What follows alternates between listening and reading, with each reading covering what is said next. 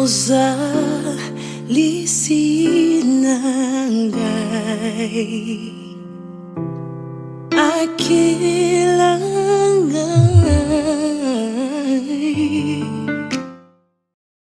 Passe ta fils. Waouh!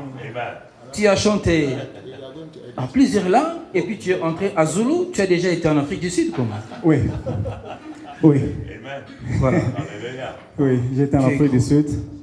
J'étais à Cape Town et je n'ai fait que 2 jours. Amen. Amen. Voilà. Je me rappelle encore, en étant encore en retraite à Kinshasa, et on chantait une chanson là que tu viens de chanter. Alors, Dieu fera beaucoup de choses. Le premier chanson que tu avais chanté, c'était quoi encore? Ça va revenir. You came from heaven Atiki to Kembo, Aïnase, to Sanga Bomo. away Waouh! from the earth to the Il faut dire aussi à nos frères anglophones que le lingala aussi c'est plus merveilleux que l'anglais. Yeah, so he want me to tell you guys that Lingala is better than English. Donc voilà. Donc nous on chante comme ça. Atiki Kembo Aïnase, Kopesanga Bomo, Amatina Bulusu. Afuti nyongo nangai akitie babawe azongi na likolo umamala yo yeso. On acclame fort pour le roi des rois. Donc voilà. Ah mais Évangile, tu peux aussi chanter hein? Pourquoi pas? Faisons ça encore. Pardon. Encore. Pour l'amour du ciel. Voilà.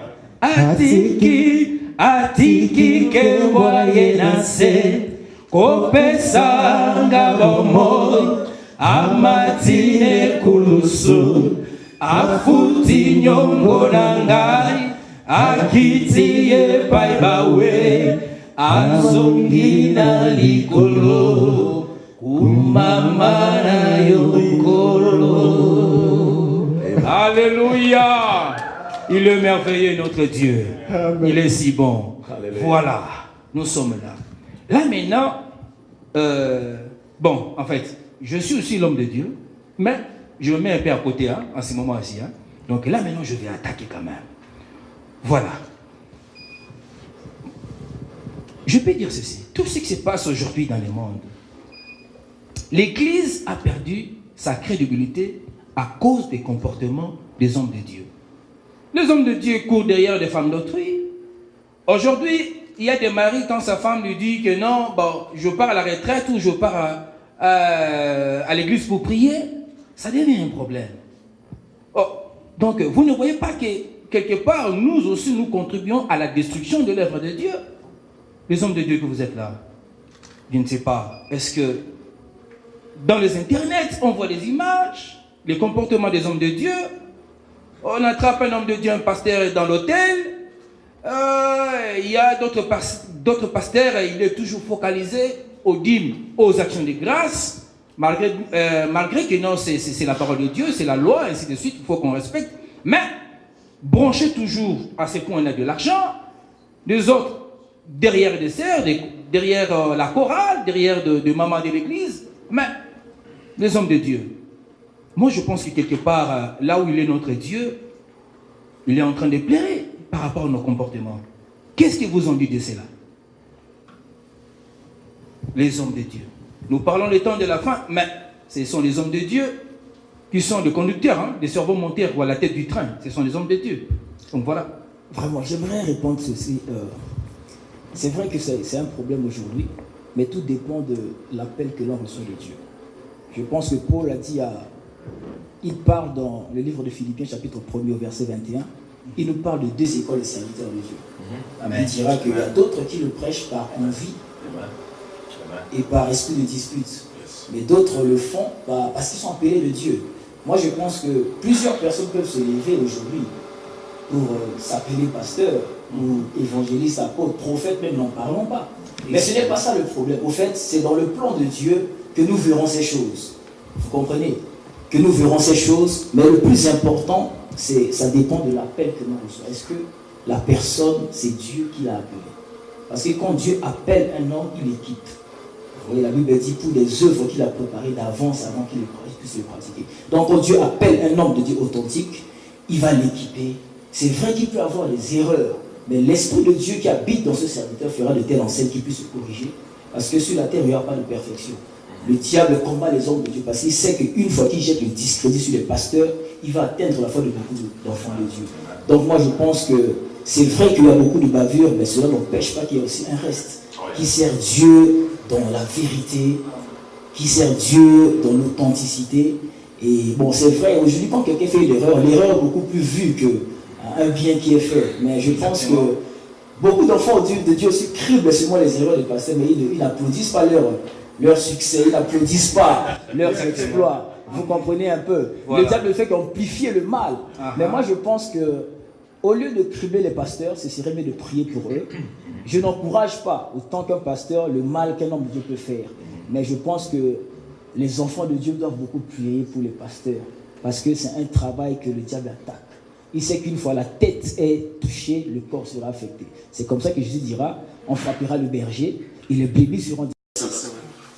Je pense que je vais m'arrêter là pour l'instant. On pourra toutefois encore creuser après. Merci beaucoup. Vous avez clôturé en disant, on frappera le berger et les brebis seront dispersées. Je n'ai pas compris. Essayez un peu de nous expliquer, parce que c'est très trop profond, hein? Pasteur Dordo, Pasteur Roger. On devait commencer son histoire, Alléluia. Frappe et puis les enfants de Dieu sont dispersés. Effectivement, parce que j'aimerais utiliser seulement une figure normale. C'est le berger qui conduit toujours les brebis dans les verts pâturages. Donc les brebis sont là, ils le suivent, tu vois, et il a une canne avec laquelle il les paie. Donc lorsqu'on frappe le berger, ils n'ont plus de repères. Donc les brebis se dispersent. Vous voyez?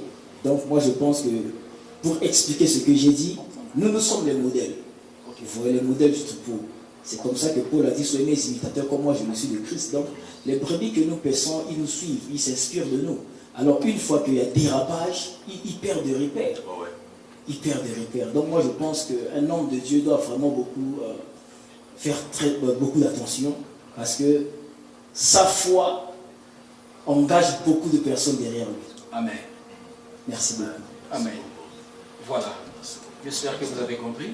Pasteur Roger, vous avez ajouté quelque chose? No, just to say thank you to Pastor Fils. I will not feel comfortable if I don't say thank you for your group. Amen. For what you're doing. You are a blessing. So I would like to ask you to, we're going to pray to God to equip you even more and to help you to go forward. Because what you're doing is something, something great. And then I would like to say thank you to all of you. You have time to come over here, spend the time with us, sing. That's a blessing for us. So what you're doing, it's not for money, it's not for the things of this world, but it's for the kingdom. God bless you. Amen.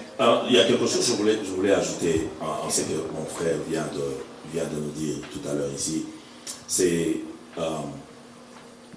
le sérieux avec lequel nous devons prendre ce travail, nous serviteurs de Dieu. Parce que lorsque nous parlons de ça, nous ne parlerons pas seulement du mauvais côté, mais nous parlerons aussi de bon côté. Exactement. Mais vous savez, le mal crie pas la plus parole, fort. Mais non, là, à ces siècles, à ces périodes, c'est plus le mal qui domine aux hommes de Dieu que le bien. Je dis le mal crie plus fort que le bien. Très souvent, c'est ce qui se passe. Okay. Et on voit souvent le mal que le bien. Et voilà pourquoi nous, les hommes de Dieu, nous devons être beaucoup plus prudents et disciplinés sur tout le plan. Mais n'oublions pas, Jésus avait parlé de la séduction. Il y a une séduction, la séduction est tellement forte. Voilà pourquoi dans 2 Timothée 2, il y a toute une liste. L'amour de l'argent, c'est quelque chose qui détruit. Ça détruit le monde. Et l'Église pensait qu'il pouvait jouer avec l'argent. Et maintenant, ça détruit l'Église. Et maintenant, ça détruit l'Église. Et si nous continuons avec des séductions, toutes ces choses qui se trouvent, c'est que la Bible est en train de présenter là-bas, et nous n'irons nulle part. Mais nous, le but ici, c'est parler de ces choses, et ce qui est beaucoup plus important, c'est d'aller loin avec Dieu.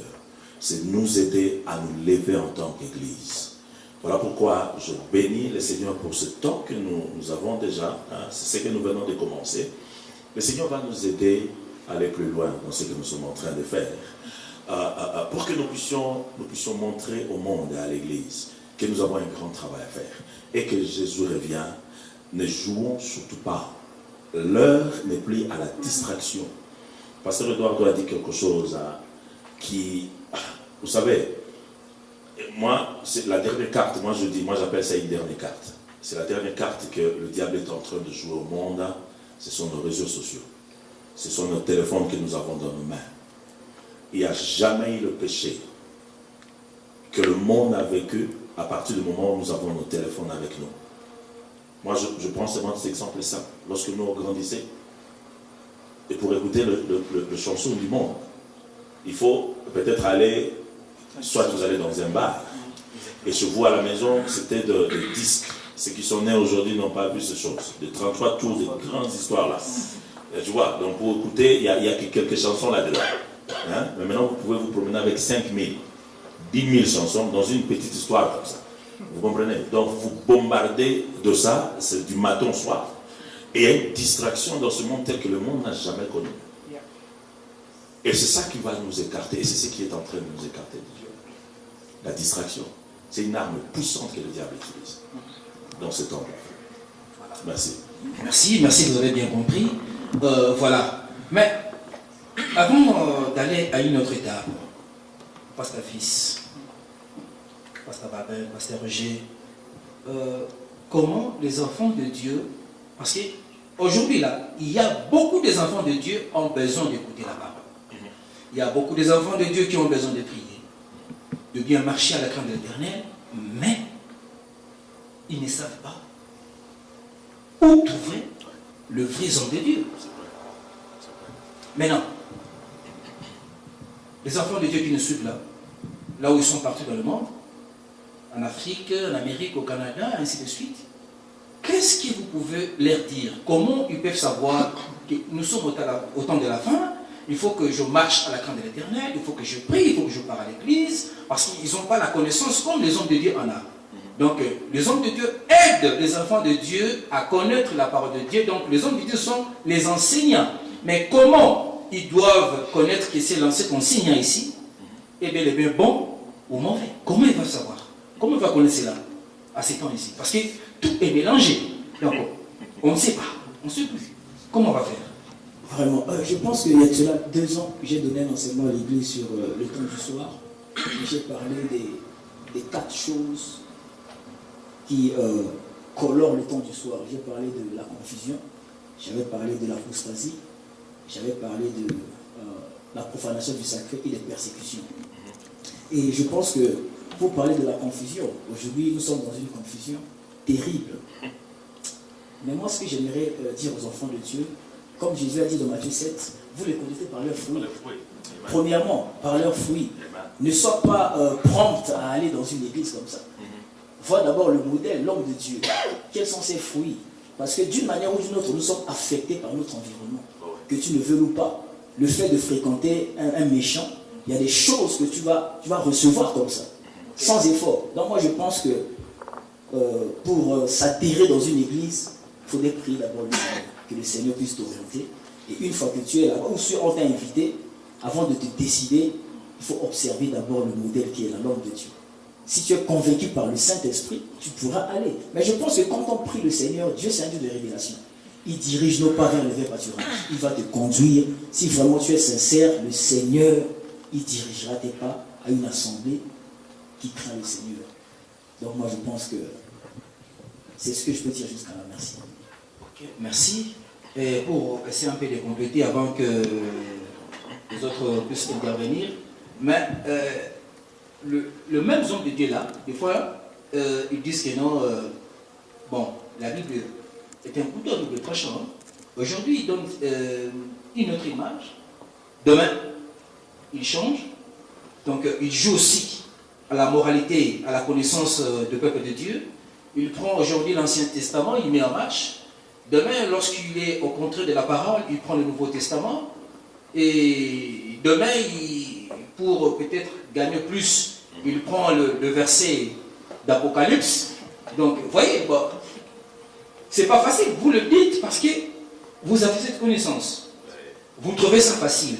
Mais le brebis qui vient écouter la parole, qui suit ce que les hommes de Dieu disent, c'est pas si facile pour eux de connaître, de savoir quel chemin il faut prendre, qui est dans les bons et qui est dans les mauvais.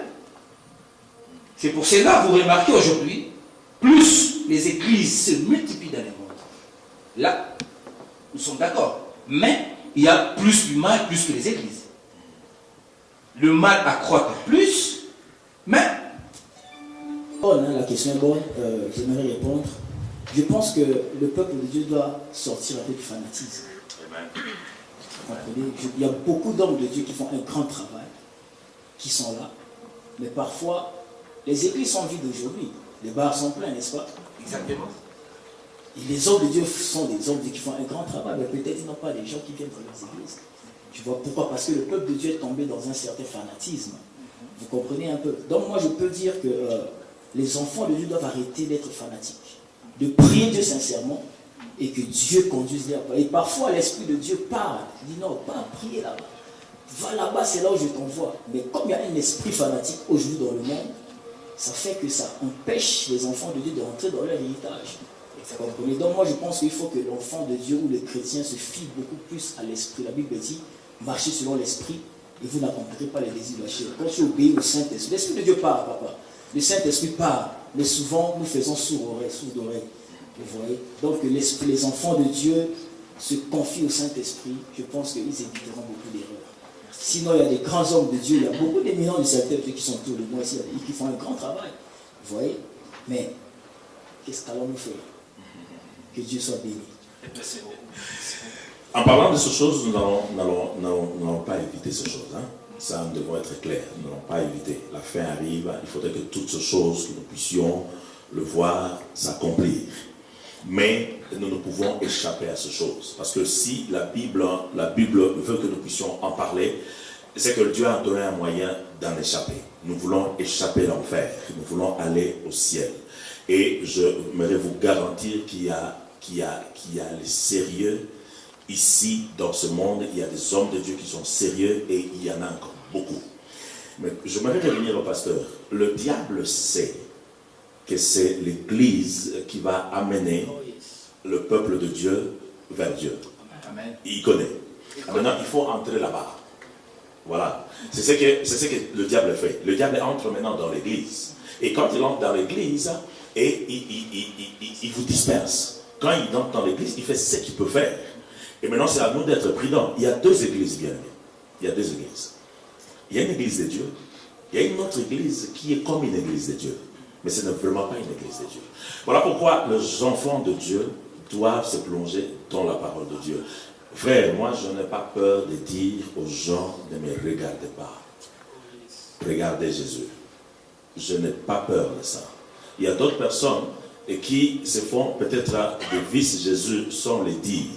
Sous une autre forme, ils disent que non, regardez-moi.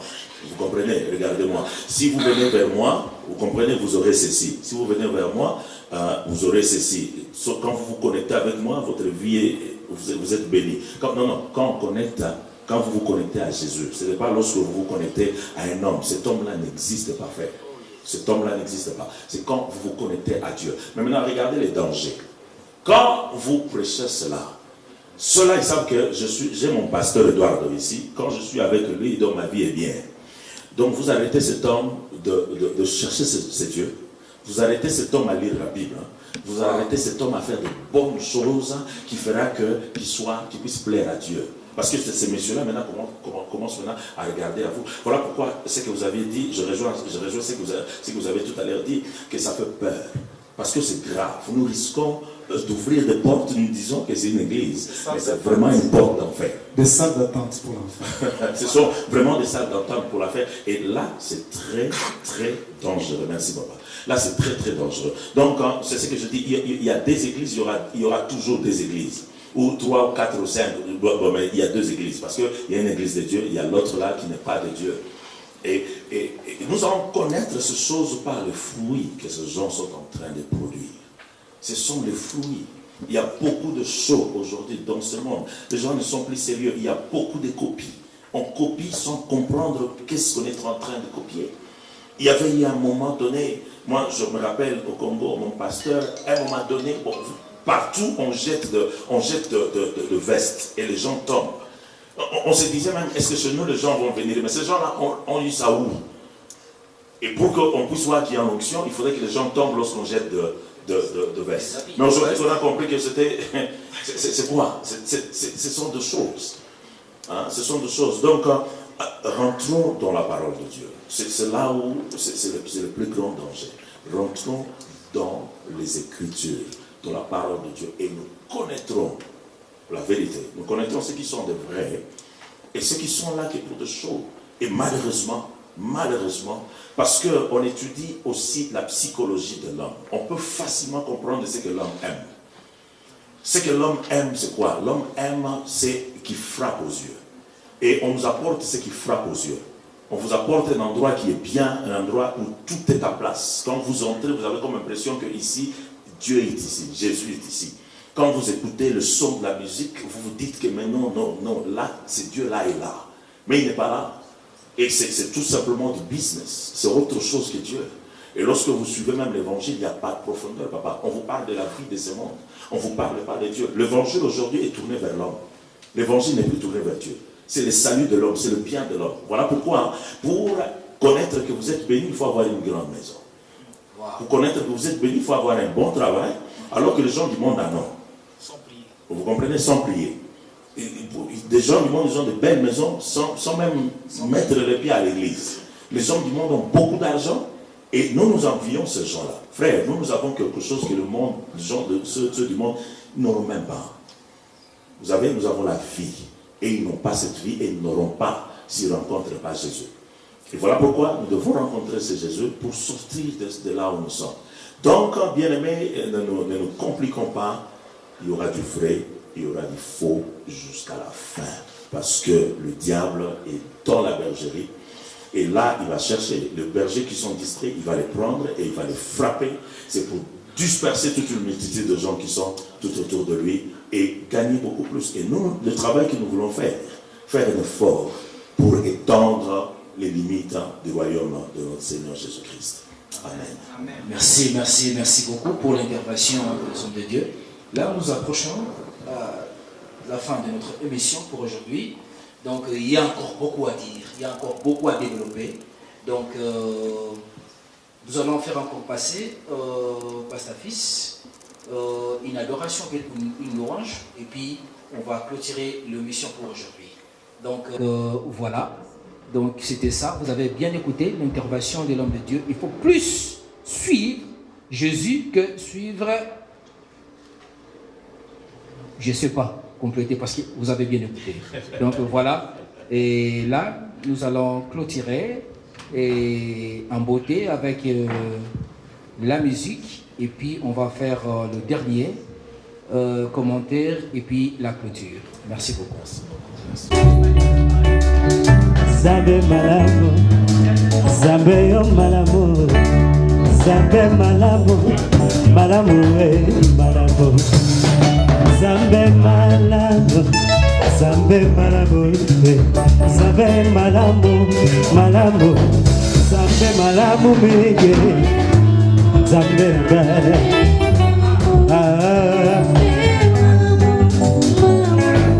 Zambe malamu mege, Zambe nanga.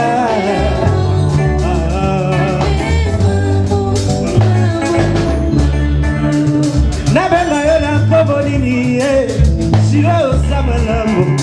Yesu yo de malamu malamu nazalaka nzoka ya kobe mokonzi obikisanga. Yesu yo de malamu malamu Zambe malamu mingi Zambe nanga.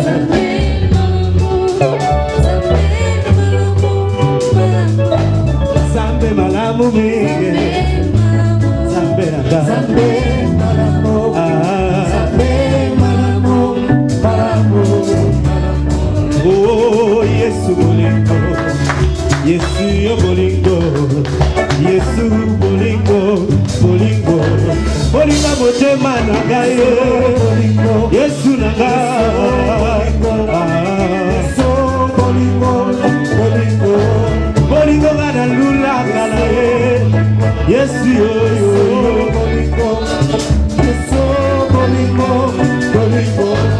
oh yeba elonga nanga yokumama ye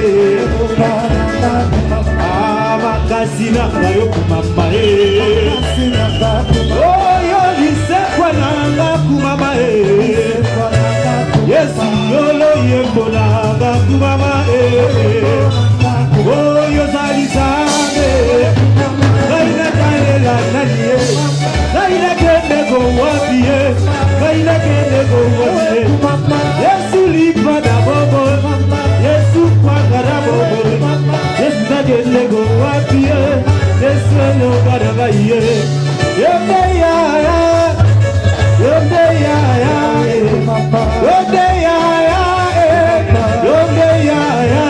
turuka wenda balonda shabana wani Yesu wani wajinaga chirabocha ni mema Ogoro mama iwadoge turuka wenda majunde turuka wenda majunde turuka wenda majunde turuka wenda majunde sikayo ya mama sanjoli na ngaye malobe kosira boye kote naleliye yawe naleliye yawe naleliye yawe naleliye yawe baraleliye yawe baraleliye yawe baraleliye yawe baraleliye yawe naleliye yawe naleliye yawe naleliye yawe naleliye yawe tuluka wenda malona shabana wani Yesu wani wajinanga chirabocha ni mema kukoloka mai matoke tuluka wenda majunde tuluka wenda majunde kole banga ite yawe yawe kumama kobaka ite yawe kumama kole yawe kumama shile yawe kumama kole yawe kumama shile yawe kumama kole banga ite yawe kumama kobaka ite yawe Hallelujah. Hosanna, Lord. Come on, let's put hands together for that. Thank you, Jesus. Hosanna. Hallelujah. Thank you. Thank you. Nous sommes de retour. Donc là, nous entrons à notre deuxième rubrique de l'émission. Donc les invités qui sont là, ils étaient venus, ils ont écouté toutes les interventions que les hommes de Dieu ont faites, mais ils ont droit aussi à une ou deux questions à poser et les hommes de Dieu sont là, sont capables de répondre à leurs préoccupations.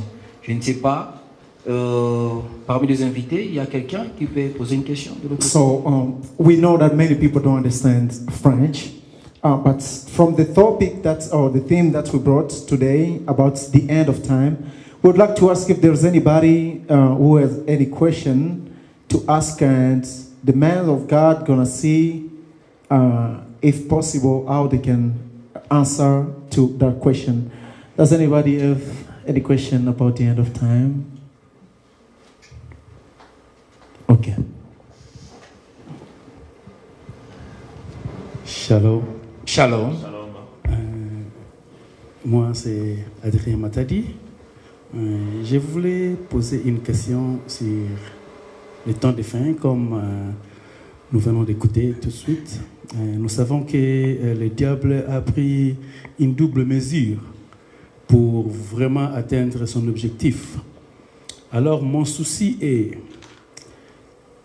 quelles seront les stratégies pour les enfants de Dieu qui ne sont pas encore mûrs dans la parole, ou bien qui n'ont pas un berger assidu ou bien un berger qui voit de loin, qui comprend aussi les signes des temps? Quelles sont les stratégies à prendre pour éviter que ces enfants ou bien les enfants de Dieu qui sont un pas dedans, un pas dehors, pour ne pas être plongés à 100% dans l'abîme? Quand je dis dans l'abîme, donc être emporté et aller dans l'enfer. C'était ça ma question. Merci beaucoup. Merci beaucoup.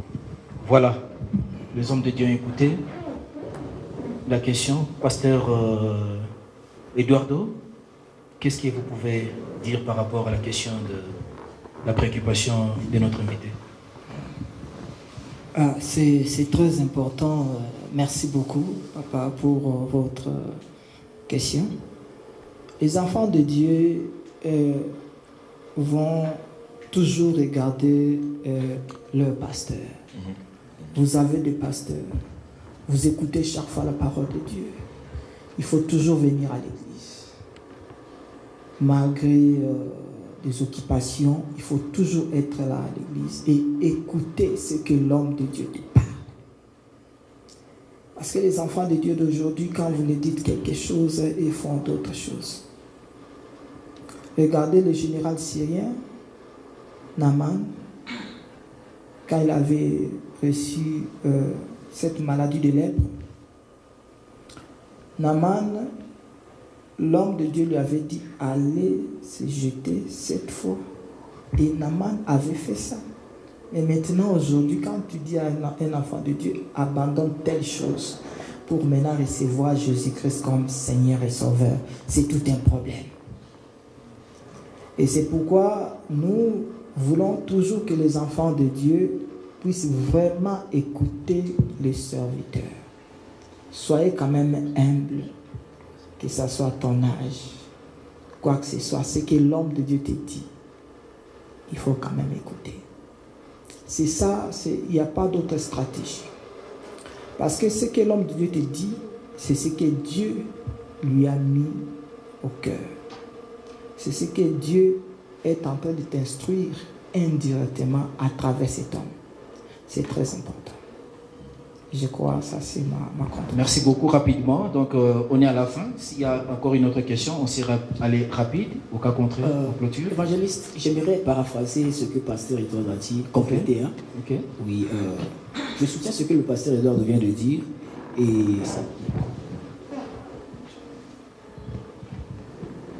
ok, nous vous suivons. J'aimerais compléter pour dire que en dépit de ce que nous avons les hommes de Dieu, c'est parce que c'est une réalité qu'on ne peut pas séparer. Amen.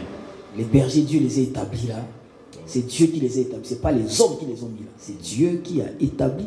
Dans Ephésiens 4:12, la Bible parle des dons du ministère. C'est Dieu qui les a établis. Mais nous n'allons pas nous limiter là. Il faut que chaque enfant de Dieu puisse lire la Bible. Okay. Pour répondre à la question de papa Adrien, pour un chrétien qui est un bébé spirituel, 1 Pierre 2 nous parle du lait spirituel. La parole de Dieu, c'est le lait spirituel. Le lait, on donne à un bébé. Avant de grandir, avant de manger, tu commences d'abord par le lait. Le fait de boire, de prendre le lait, quand tu grandis, maintenant tu seras en mesure de manger la nourriture solide. Donc moi je pense que la parole de Dieu nous révèle la pensée et la volonté de Dieu depuis le commencement du monde jusqu'à la fin. Okay. Donc il faut avoir une vie de méditation de la parole de Dieu. Cela va te faire grandir. Merci. Vous comprenez? Donc ça part de Père, nous avons le modèle que Dieu nous a donné. Et aussi quand tu rentres à la maison, ce que l'homme de Dieu t'a prêché, il faut aller lire la Bible. Il faut aller méditer la parole de Dieu. Josué dit que ce livre ne s'éloigne pas de ta bouche. Médite-le jour et nuit, c'est alors que tu auras du succès dans tes entreprises. Donc je pense que c'est ce que je pouvais dire. Voilà. Le micro. On a passé le micro? Ok, merci beaucoup, on vous écoute. Bonjour, c'est le frère Riche. Oui, merci beaucoup. C'est vraiment un sujet important, parler des temps de la fin. Et c'est pas nouveau aussi. C'est pas nouveau. Ma question est que, parce que en écoutant les différentes interventions, je vois bien souvent, il y a d'autres qui jettent des discrédits sur les chrétiens ou bien sur les pasteurs. Je crois bien la question la plus importante, et que ça c'est le temps de la fin, nous vivons dans le temps de la fin. Même lorsque l'autre pasteur a proposé l'idée de technologie, comment la technologie a pris le cœur des chrétiens, mais qu'est-ce qui est important pour chaque chrétien de faire? Parce que je me dis, parce que si je compare l'Église maintenant par rapport à 20 ans en arrière, 30 ans en arrière, ces dévanciers-là, ils ont vraiment fait un travail de fond, un travail sérieux, un travail d'évangélisation. Parce que j'ai l'impression maintenant que chacun veut construire son petit royaume. Telle personne quitte telle église, il va créer une autre église. Il y a trop de petites églises, mais il n'y a pas un travail sérieux d'évangélisation. Parce que les gens là, il faut aller les rencontrer. Parce que si tu restes seulement à l'église, cantonné dans ton église, et puis, bon, entre guillemets, tu ne peux pas les avoir. Si on parle des gens, on dit que voilà, même sur le plan technologique, qu'est-ce que les chrétiens font? Et surtout même les chrétiens évangéliques, même sur le plan éducationnel. Les catholiques, ils créent des écoles, ils créent des trucs, mais il y a un problème, Sur le protestant, si le réveil, il n'y a pas. Donc, vraiment, techniquement, qu'est-ce que, en tant que chrétien, qu'est-ce qui est important? Merci. Merci. C'est une question qui est vaste. Hein? Bien aimé. C'est vraiment une question qui est faute de temps. Nous ne pourrons pas aller dans tous les détails. Mais moi, je vous dis quelque chose qui est vrai. C'est que le temps où nous vivons, c'est un temps qui est vraiment compliqué. C'est un temps... Le monde n'est plus un bon endroit maintenant. Hein? Il y a vraiment du tout. Il est difficile de très bien comprendre si on n'a pas Dieu et si le Saint-Esprit ne nous aide pas. Il est difficile de comprendre ces choses. Vraiment difficile.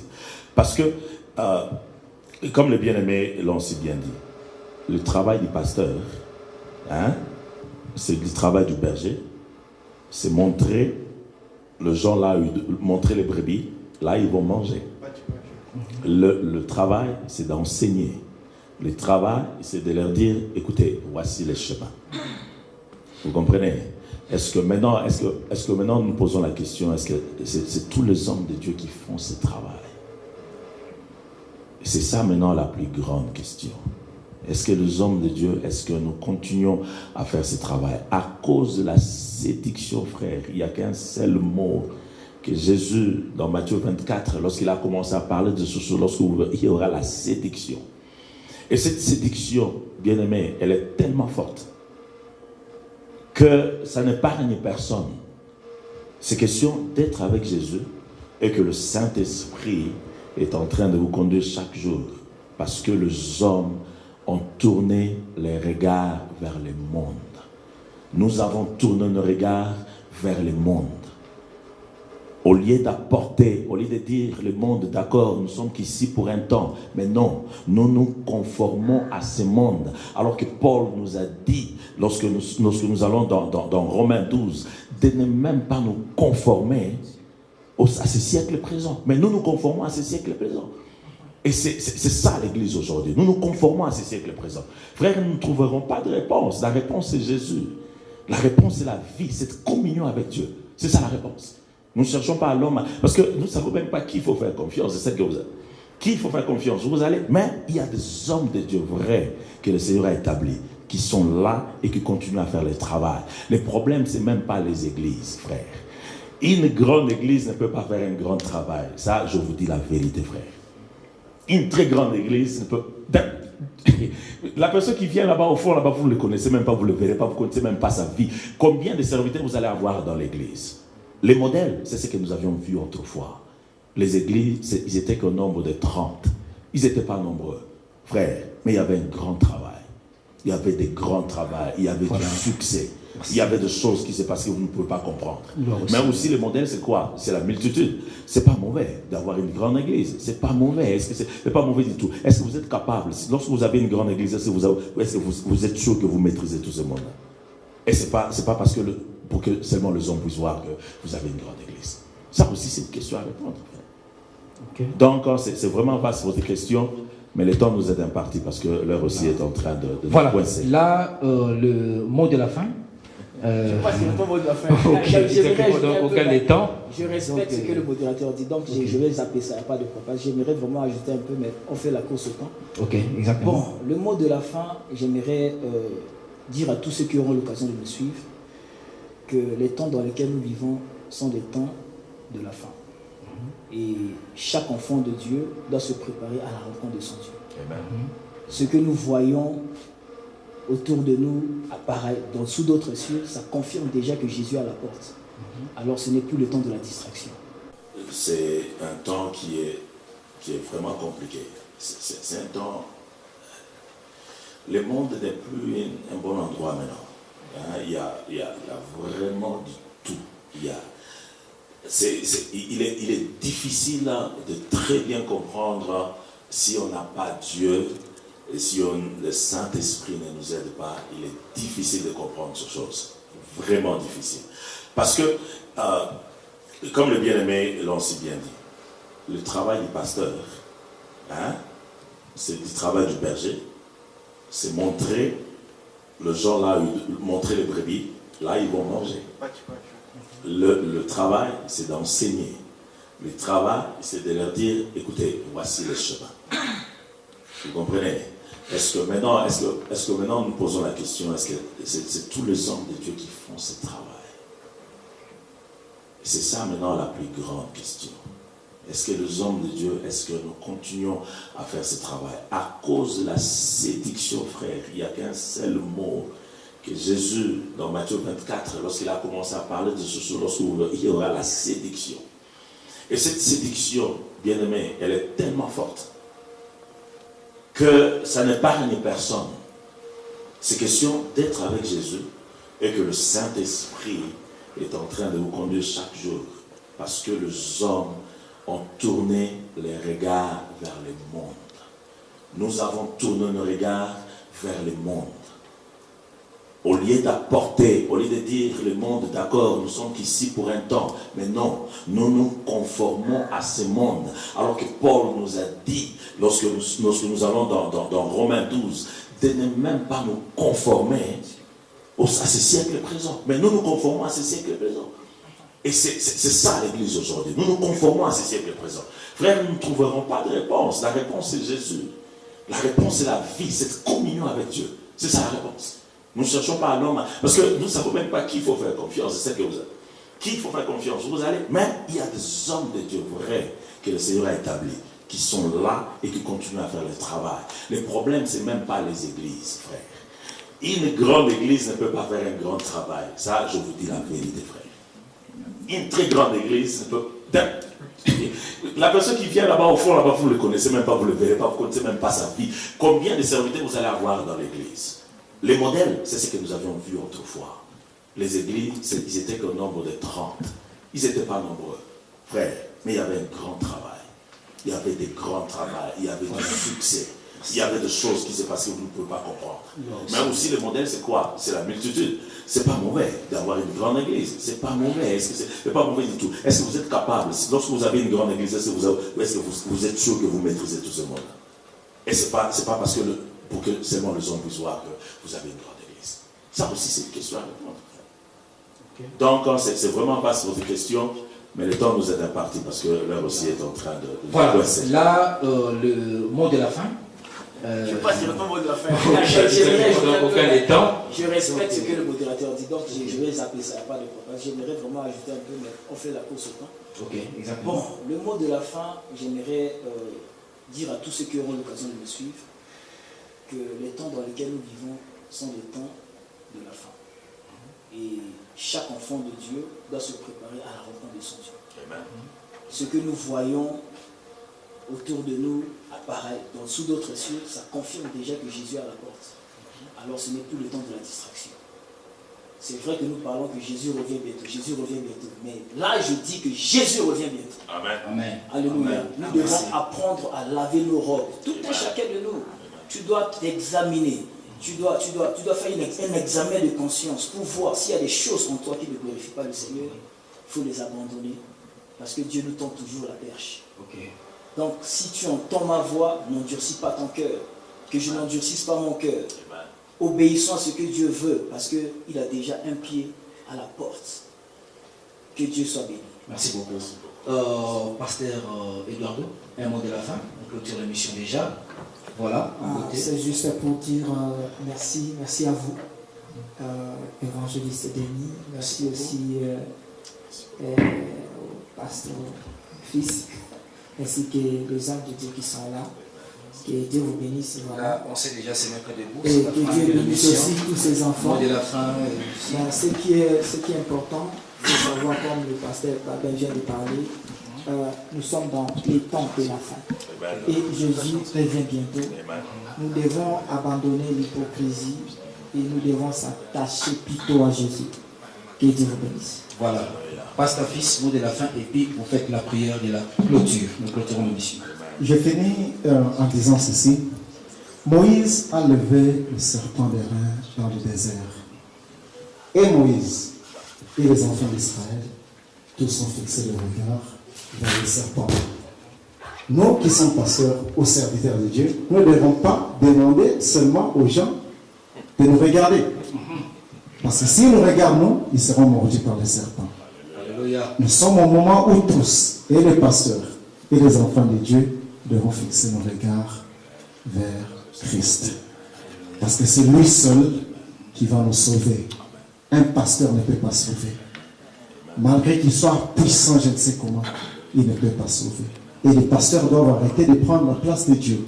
Ils prennent la place du serpent et ils veulent que les gens regardent. Moïse n'avait pas dit « regardez-moi ». Moïse a demandé aux enfants d'Israël de regarder le serpent. C'est à nous ce travail de regarder le serpent. Et nous, et les enfants de Dieu, tous, regardant le serpent. C'est ainsi que nous serons sauvés. Éternel Dieu Tout-Puissant, nous disons merci pour ce bon moment. Oh, quel bon commencement. Que tu puisses bénir ton serviteur, l'évangéliste Denis, pour cette initiative. Que tu puisses bénir tous les serviteurs qui ont été humbles et qui ont accepté l'invitation. Tu bénisses les églises ici réunies. Et tu bénisses les États-Unis d'Amérique qui nous offrent ce beau cadre. Amen. Seigneur, nous disons merci, car nous avons trouvé grâce à tes yeux. Merci Seigneur, que ceci ne soit que le début et que tu puisses nous aider à croire encore aux grandes choses, à espérer encore aux grandes choses que tu vas faire. Ça, ce n'est que le début. Nous disons merci pour ce début et nous laissons tout entre de saintes mains.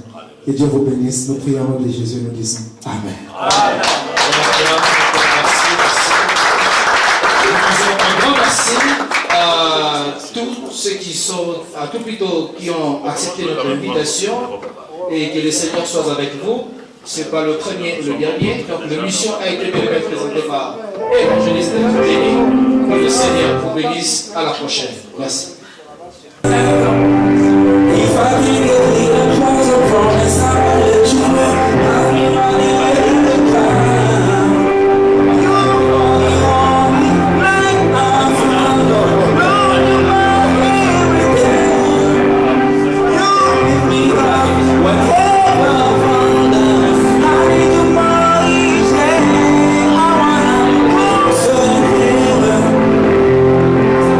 Let's go.